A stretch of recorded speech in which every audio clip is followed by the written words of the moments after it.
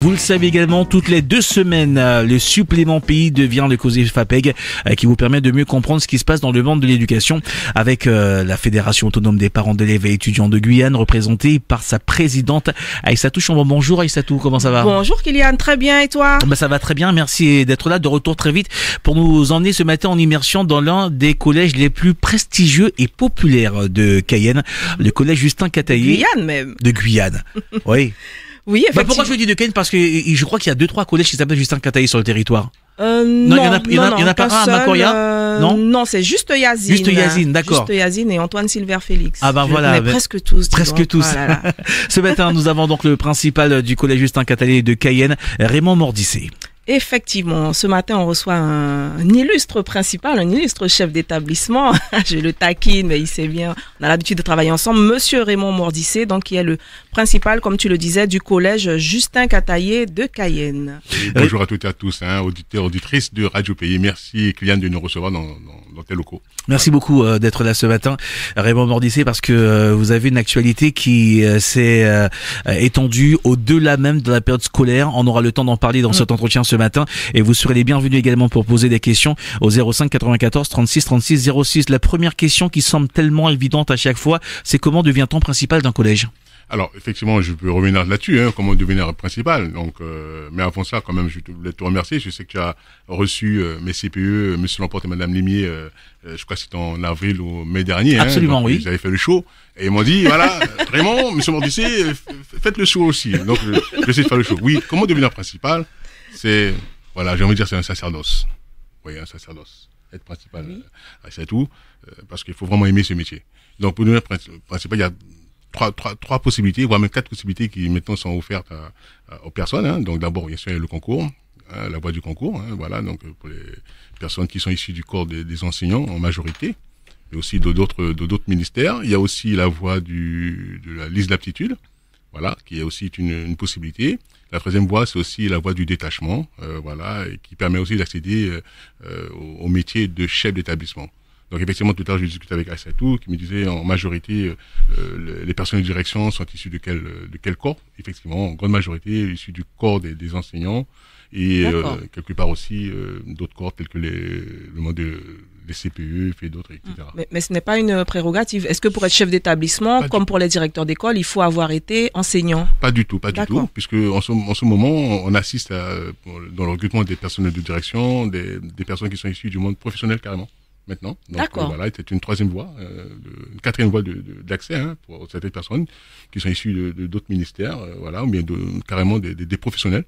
Voilà, parce qu'on voit bien que quand même la mission de chef d'établissement, on est bien d'accord dans le système de l'encadrement des personnes. Donc voilà, donc oui, c'est ouvert davantage à plusieurs personnes. D'accord. Il faut recruter. Alors vous parlez de chef d'établissement, est-ce que c'est la même chose, un principal, un chef d'établissement? On sait qu'au lycée, le chef d'établissement s'appelle un proviseur. C'est quoi la différence? Alors en fait, effectivement, il faut savoir qu'un personne de direction, c'est surtout toutes les personnes qui sont issues du monde du second degré, d'accord? Donc pour un collège, ce sera un principal, et son pendant pour le lycée, c'est le proviseur.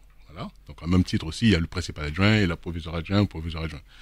Pour les écoles, effectivement, qui sont bien sûr issus du primaire, du premier degré, c'est plutôt des directeurs d'école qui eux-mêmes sont soumis sous l'autorité de ce qu'on appelle l'inspectrice l'inspecteur de la circonscription. Donc effectivement, c'est 2 choses différentes. Il faut qu'on assiste quand même depuis quelques années, voilà, que les missions du directeur d'école ont beaucoup évolué et se rapprochent plus d'une forme d'autonomie. Ce n'est pas encore totalement acté, mais on s'y dirige. Voilà, donc voilà, où les directeurs d'école, voilà, parce que on a bien connu, bien souvent les directeurs d'école ne sont pas les supérieurs des maîtres d'école. Donc des fois, on a bien compris qu'il y avait des petits points sur lesquels voilà, c'était plutôt soumis à l'autorité de l'inspectrice. Mais voilà, c'est pas encore fait. Mais en tout cas, je pense que dans les années futures, peut-être j'aurai le temps d'aller à la retraite, mais on va y arriver. Voilà. Ce serait important justement que ça puisse prendre sa direction. Est-ce que en termes de gestion administrative, le fait d'avoir un début d'autonomie permettrait d'être beaucoup plus réactif sur certains sujets? J'ai envie de dire que là où effectivement le métier de chef d'établissement, donc du second degré, donc principal, proviseur, là où c'est attrayant, c'est que on est vraiment dans l'autonomie. On est dans ce cadre de ce qu'on appelle un EPLE, établissement public local d'enseignement. Et effectivement, cette autonomie nous permet, voilà, on est à la tête de ce qu'on appelle le conseil d'administration, on dirige, etc. Tandis que le directeur d'école, non, c'est pas encore ça, puisque la mairie quand même qui a une partie prégnante dans le fonctionnement, etc. Avec tout un système que moi-même qui m'échappe un petit peu des fois, mais en tout cas voilà. Mais je travaille beaucoup avec eux, hein, bien sûr. D'accord. Vous gérez un budget, vous gérez des commissions. Voilà, on est de l'autonomie. C'est vraiment une petite société dont voilà, et il y a des règles. C'est ce qu'on appelle la communauté éducative d'un établissement de PLE et c'est, je veux dire, c'est très cadré, très cadré. Et les enseignants sont sous votre responsabilité? Tous les personnels qui sont affectés dans un collège ou bien dans un lycée sont placés sous l'autorité du chef d'établissement. Hein, comme moi-même, chef d'établissement, je suis placé directement sous l'autorité du monsieur le recteur, du directeur de l'académie, et tous les personnels. À l'exception, quand même, il y a des personnels qui m'échappent. C'est les personnes, par exemple, qui ont des missions très particulières, telles que l'assistance sociale, voilà, qui n'est pas placée sous l'autorité du établissement, est placée sous l'autorité de la conseillère technique qui est affectée au rectorat. Mais avec qui, bien sûr, le chef d'établissement doit avoir le bon sens du bien travailler. Que toutes mes assistants sociales soient ravis de travailler avec moi. Voilà. Mais c'est normal, c'est la séparation des missions des uns et des autres. Hein. On peut pas non plus être, voilà, sinon on est juge et parti. Est-ce que ça peut rendre vos missions en tant que principal, donc chef d'établissement quelque part, un peu plus particulières? Oui, puisque le chef d'établissement, il est un peu dans toutes les actions. Heureusement, c'est la raison pour laquelle, en fonction de la taille, le ministère a jugé bon de lui proposer un adjoint. Donc l'adjoint dans un établissement, c'est l'adjoint pédagogique. Alors ce n'est pas que l'adjoint pédagogique, il y a aussi l'adjoint dans les finances. En mettant, on les appelle plus adjoints gestionnaires, on les appelle des secrétaires généraux. Et moi, je suis à la tête d'une équipe qui nous sommes composés de 3. Moi, je ne suis pas le seul.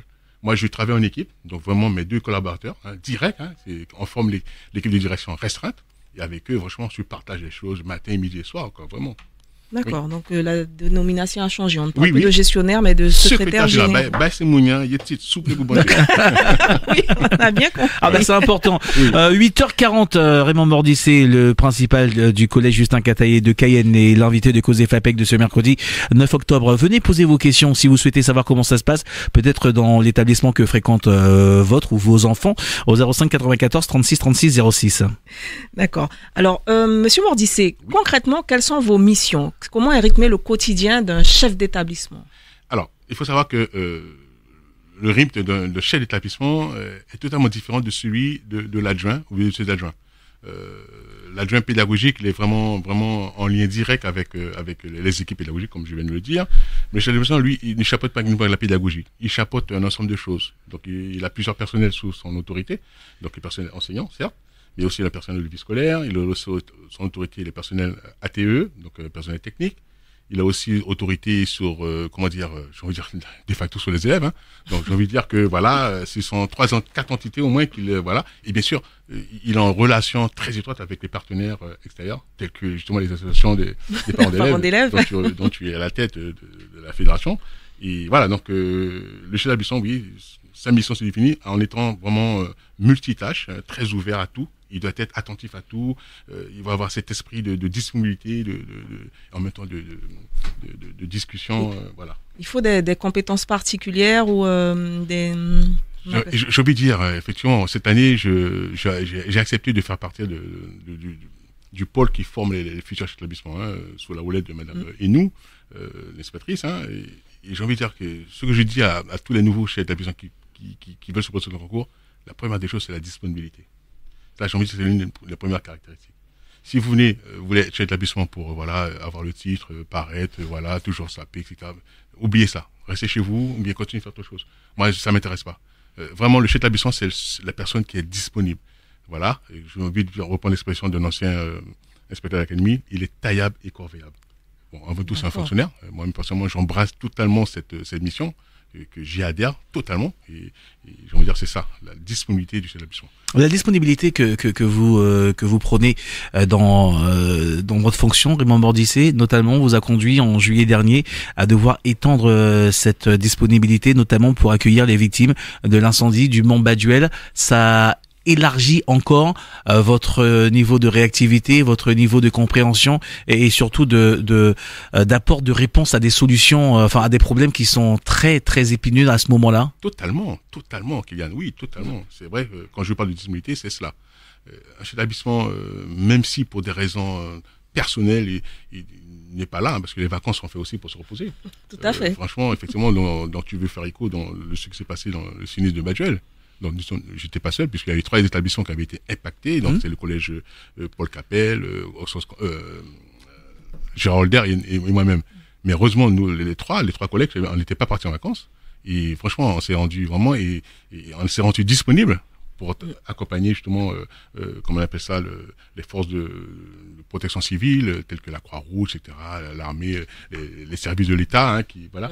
Et donc, effectivement, oui, la disponibilité du établissement a permis qu'effectivement, on a pu gérer quand même, on a pu amener notre concours pour justement trouver des solutions pour ces personnes sinistrées. Jusqu'à présent, on continue, hein, même si elles ne sont plus dans les établissements, on continue, puisque vous savez, il y a des missions, des offres qualitatives qui proposent des dons, donc nous, on est là aussi pour aider. Je sais que je fais un petit coucou à Sénat-Marie, hein, le collège Gilles Castor, avec Madame Pigré, qui travaille aussi, puisqu'il y a des personnes qui ont été amenées chez elle. Donc voilà, on est totalement dans tout ça. Et l'accueil de ces sinistrés du Mont Baduel a eu des conséquences sur la rentrée? Alors, les conséquences, oui, surtout sociales, puisque bon, quelque part, on avait quelques élèves qui étaient impactés par ce sinistre, hein, donc il fallait les gérer. Et là, heureusement, le rectorat, avec les services sociaux, en lien avec l'État, on a mis en place des cellules, des écoutes, etc. Je le dis, j'espère on m'en voudra pas, bon, parce que j'ai eu même des situations vraiment assez épineuses lors de l'accueil de certains élèves dans mon gymnase, au Jusqu'à Taillé, où la Croix-Rouge, avec son pôle de psychologue, on a pu gérer la situation d'une élève qui était problématique, qui n'acceptait pas la situation.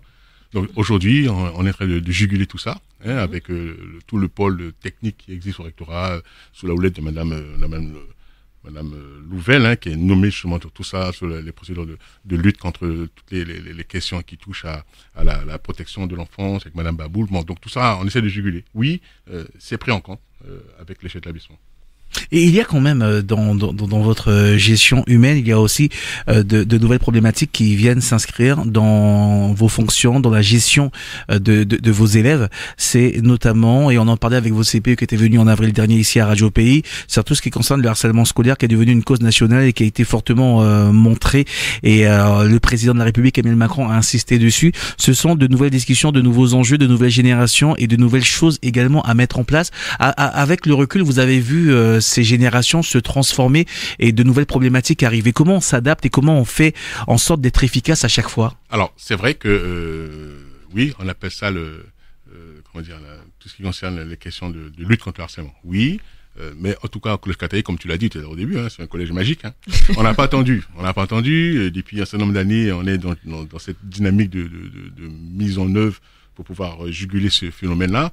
Et donc, c'est la raison pour laquelle, dans le cadre de notre école faisant l'ensemble, l'année dernière, on a été éligible à un projet qu'on appelle le projet A3P, aide psychologique et psychosociale des élèves.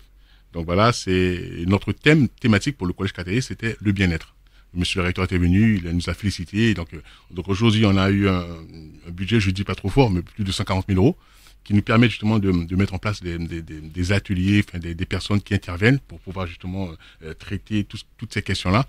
Et franchement, je vous assure que Collège Kataï, je ne sais pas si c'est pour Collège Kataï, mais on a des situations qui sont très complexes. Mais c'est pour ça que je vous pose la question, Raymond Mordissé, parce que vous êtes au cœur, au croisement de 3 cités populaires. Pour ceux qui connaissent le collège, il y a donc les personnes qui habitent sur le Mont Baduel, il y a des élèves qui ont été impactés par ça, il y a la cité populaire un peu plus loin, le squat Bambou un peu plus loin, il y a également pas très loin derrière Puermel.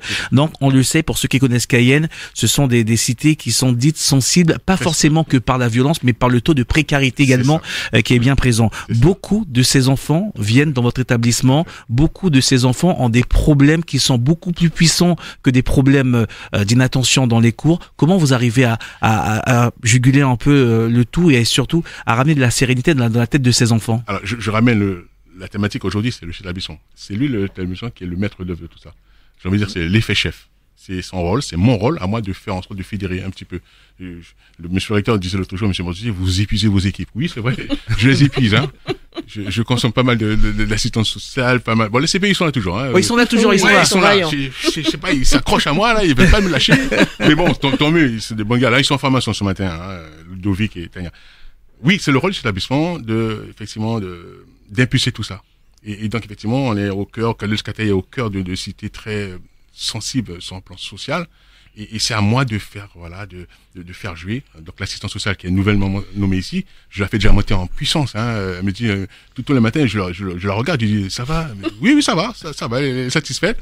J'ai perdu l'ancienne qui a dit.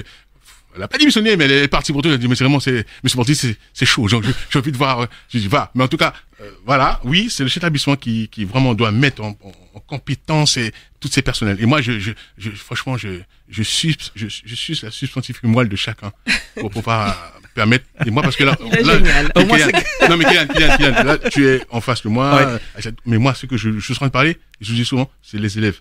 Qu'est-ce que j'amène à mes élèves? Ouais. Et donc c'est ça. La plus-value. La plus-value. Vous voulez quelque part construire. Je vous ai vu en action plusieurs fois, puisque nos radios, Radio Pays et Énergie sont partenaires d'une action que vous menez chaque année, dont nous parlerons en fin d'année, qui est la journée de la SAP.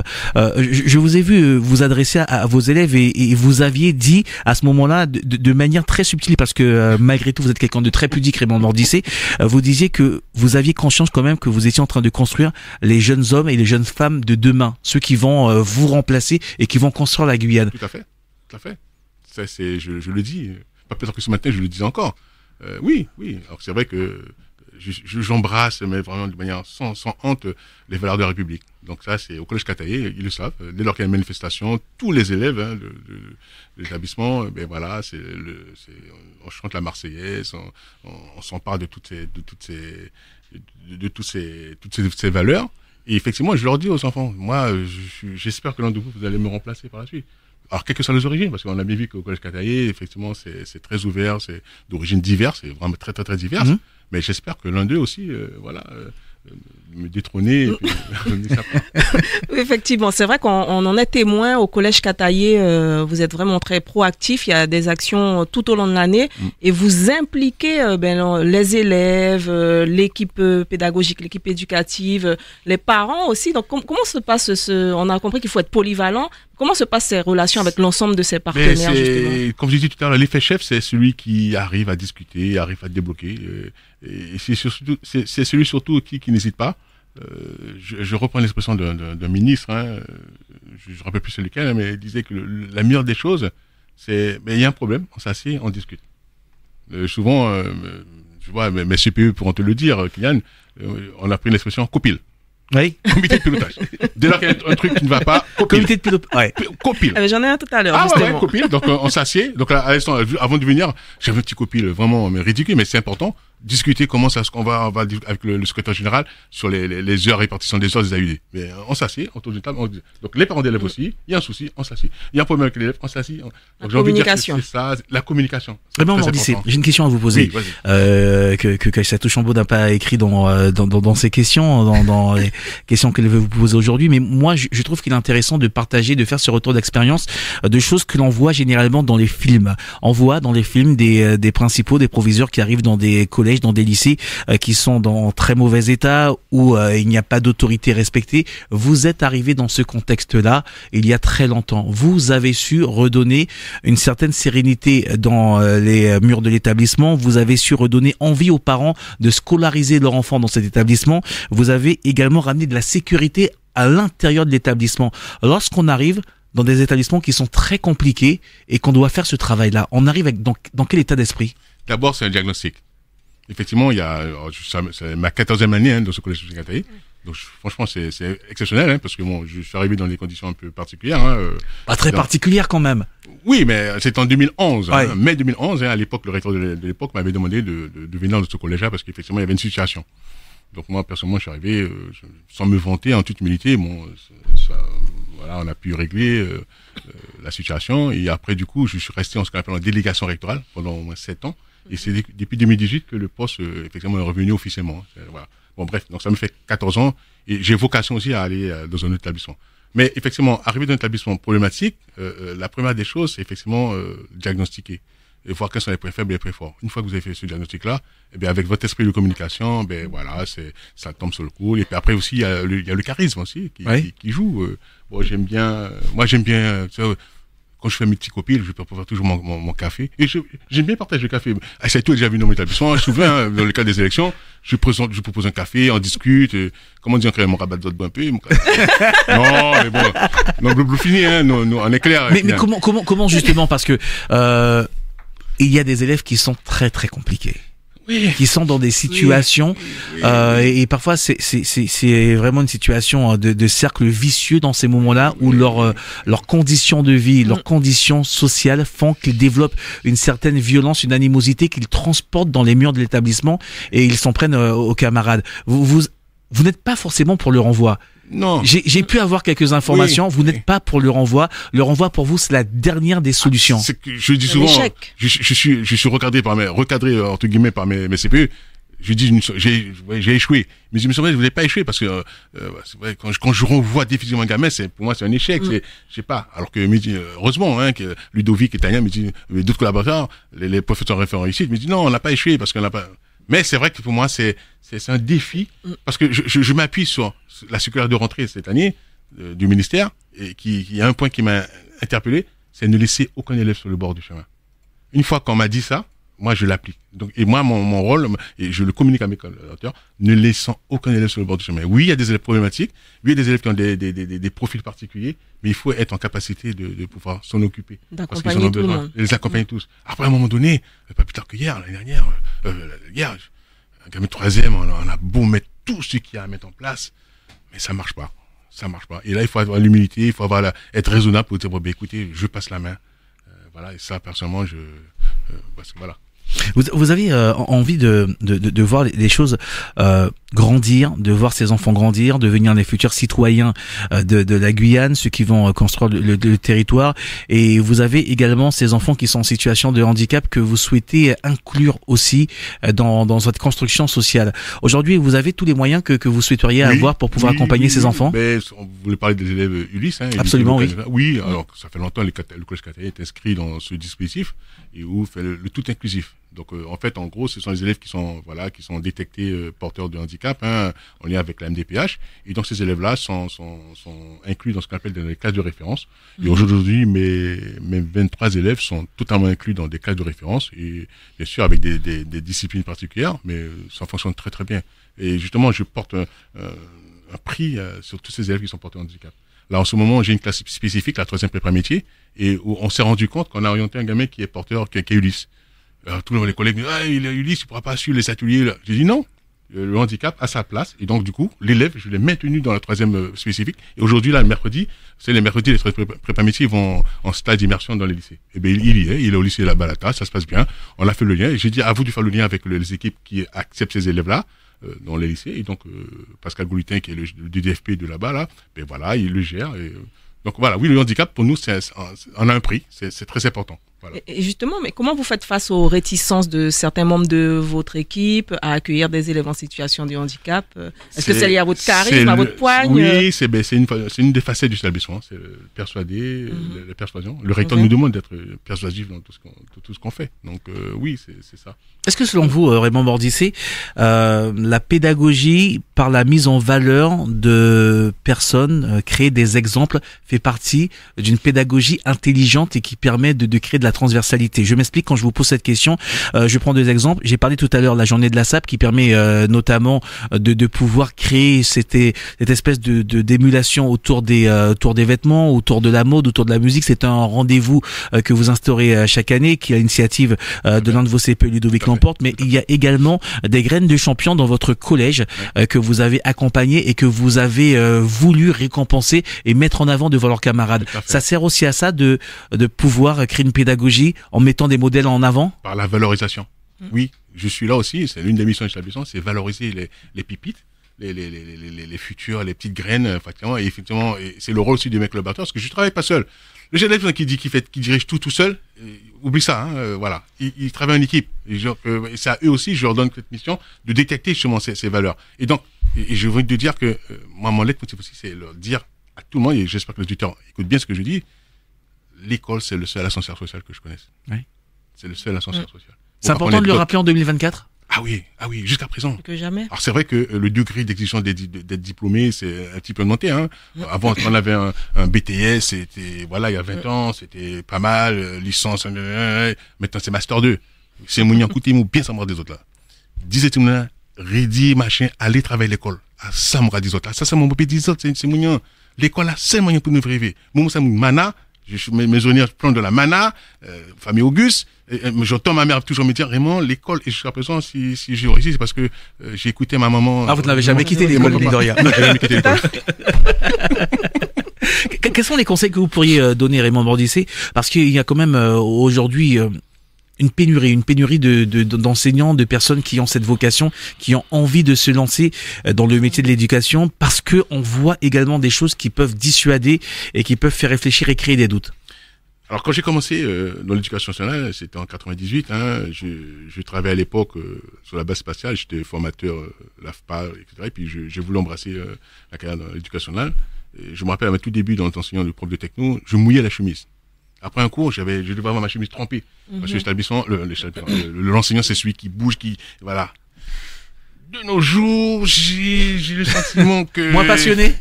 Ouais, je sais pas qu'est-ce qui se passe. Je leur parle tout à mes équipes. Voilà, on parle de pédagogie différenciée. La pédagogie différenciée, surtout avec des publics qu'on a, c'est vraiment le professeur a envie de mouiller la chemise. C'est-à-dire qu'il doit travailler aussi bien celui qui sait lire, qui sait pas écrire. Et donc, c'est une pédagogie différenciée. Quand on parle de pédagogie différenciée, c'est comme si c'est une insulte.